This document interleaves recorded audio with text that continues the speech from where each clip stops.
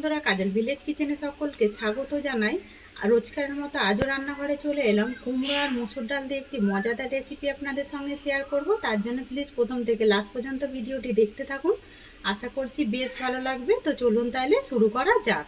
তার জন্য দেখুন, এখানে আমি কুমড়ো নিয়ে নিয়েছি। কুমড়ো কিন্তু খোসা সমেত এইভাবে পিস পিস করে কেটে আমি ভালো করে ধুয়ে পরিষ্কার করে নিয়েছি।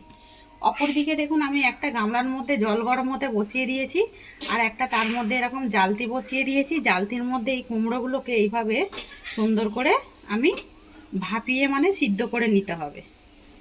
এই রেসিপিটা একবার খেলে না বারবার আর খেতে ইচ্ছা করবে। যে কুমড়ো খায় না সেও কিন্তু এইভাবে রান্না করলে কুমড়ো একেবারে চেটে পুটে খেয়ে থাকবে। সব কুমড়োগুলোকেই আমি দিয়ে সাজিয়ে দিয়েছি। এবার আমি এটাকে ঢাকা দিয়ে দেব। খুব বেশি সময় লাগে না, 5 মিনিট মতো ঢাকা দিয়ে দেব। কুমড়োগুলোকে সিদ্ধ করে নিয়ে আমি ভালো করে ঠান্ডা করে নিয়েছি। আর কুমড়োগুলো কিন্তু দেখতে পাচ্ছ বেশ ভালোভাবে কিন্তু সিদ্ধ হয়ে গেছে। এটা জলের ভাপেই সিদ্ধ করতে হবে। অপরদিকে দেখুন, একটা মিক্সিং জার নিয়ে নিয়েছি আমি। এই মিক্সিং জারের মধ্যে এই কুমড়োগুলোকে আমি দিয়ে দেব।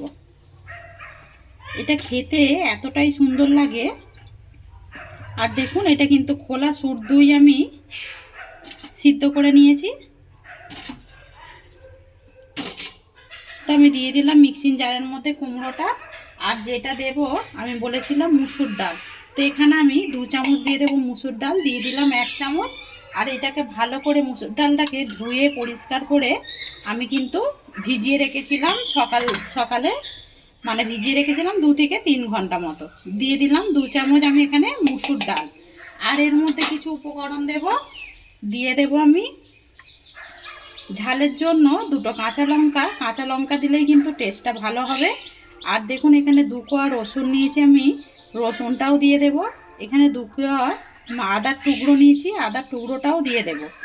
আর এর মধ্যে দিয়ে দেব, দেখুন এখানে আমি বেশ কিছুটা পেঁয়াজ এইভাবে টুকরো করে কেটে নিয়েছি। একটা বড় সাইজের পেঁয়াজের 4 ভাগের 1 ভাগ কেটে নিয়েছি। পেঁয়াজটাও আমি দিয়ে দিলাম। দিয়ে আমি এটাকে খুব ভালোভাবে মিক্সিং জারের মধ্যে বেটে নিতে হবে। আর এইটাকে খুব ভালোভাবে মিক্সিতে দিয়ে আমি বেটে নিলাম। আর এখানে একটা ছোটো মতো একটা থালা নিয়েছি, বা যে কোনো পাত্র নিতে পারেন। এবারে এই কুমড়োর পেস্টটাকে ঢেলে নিতে হবে। আর দেখুন, এটা কিন্তু সিদ্ধ করেছি, জল দিইনি, তাতেও দেখুন কতটা পাতলা লাগছে। এতে করে কিন্তু কিছুই হবে না। আমি দেখাচ্ছি এটাকে কি করব। তো এবারে এর মধ্যে আমি কিছু উপকরণ দিয়ে দেব এখানে। দেখুন, একটা পেঁয়াজকে ওই যে 4 ভাগের 1 ভাগ যে দিয়েছিলাম আমি, বেটে নিয়েছিলাম। আর অল্প করে দেখুন কুচিয়ে রেখেছি, যেটা বাদবাকি পেঁয়াজটা আমি এইভাবে কুচিয়ে নিয়েছিলাম। কুচানো পেঁয়াজটা দিয়ে দেব। আর দিয়ে দেবো এখানে কাঁচা পাকা লঙ্কা কুচানো। আর যেটা দেব আমি এখানে অল্প একটু চিনি দিলে পরে টেস্টটা কিন্তু দারুণ হবে, আর খেতে কিন্তু দারুণ লাগবে। এবারে এর মধ্যে যেটা দিতে হবে, স্বাদ মতো লবণ বা মাপ মতো লবণটা আপনারা আপনাদের মাপ মতোই ব্যবহার করবেন। আর ঝালটাও কিন্তু আপনারা আপনাদের মাপ মতোই ব্যবহার করবেন। এবারে দেবো আমি এর মধ্যে মাপ মতো হলুদ গুঁড়ো। দেখুন, এখানে হলুদ গুঁড়ো নিয়েছি, আমি হলুদ গুঁড়ো দিয়ে দিলাম।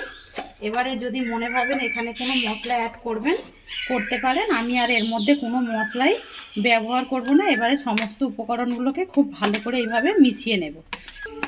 দেখুন, সমস্ত উপকরণগুলোকে বেশ ভালোভাবে মিশিয়ে নিলাম। আপনারা চাইলে এখানে জিরে গুঁড়ো, এখানে কিন্তু ধনে গুঁড়ো ব্যবহার করতে পারেন। আর এইখানে এইটা কিন্তু এই পদটা নিরামিষও করতে পারেন।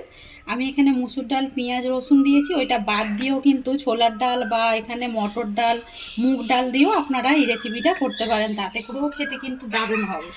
অপরদিকে দেখুন, কড়া গরম হতে বসিয়ে দিয়েছি। কড়ার মধ্যে দিয়ে দেবো আমি সর্ষের তেল। আপনারা সাদা তেলেও ভাজতে পারেন, কিন্তু সর্ষের তেলে ভাজলে খেতে বেশি ভালো লাগবে। আমি বেশ কিছুটা তেল দিয়ে দিয়েছি। তেলটা কিন্তু বেশ গরম হয়ে গেছে। এবারে চারিদিকে একটু ছিটিয়ে দেব। আপনারা চাইলে কিন্তু এর মধ্যে অল্প করে তেল দিয়েও ছিটিয়ে ভাজতে পারেন, তাতে করেও কিন্তু হবে। আমি এবারে এখান থেকে যেই কুমড়োর মিশ্রণটা নিয়েছি এরকম অল্প অল্প করে দিয়ে দেব। আর এটা গরম গরম ভাত দিয়ে খেতে কিন্তু দারুণ লাগবে ডাল ভাতের সঙ্গে। এবারে গ্যাসটাকে এই সময় মাথায় রাখতে হবে, একটু আস্তে করে দিতে হবে, তাহলে কিন্তু বেশ মুচমুচে হবে। এবারে আমি যখনই এটা এক পিঠ হবে, এবারে এটা অপর পিঠ উল্টে দেবো।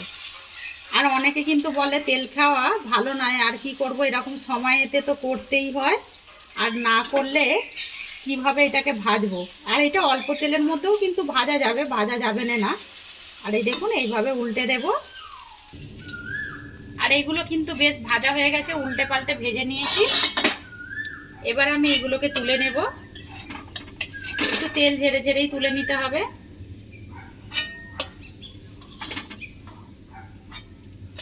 তো দেখুন এগুলো কতটা সুন্দর দেখতে লাগছে দেখুন।